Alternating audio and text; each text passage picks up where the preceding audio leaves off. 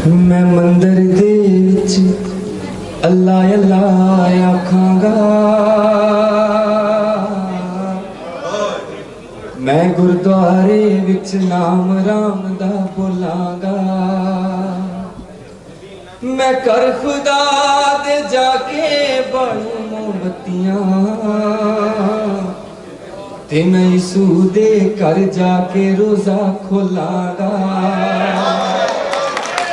एक दा पाठ है पढ़िया, एक नू जपदा हां, नानक दा पुत हां तेरा तेरा तो लागा।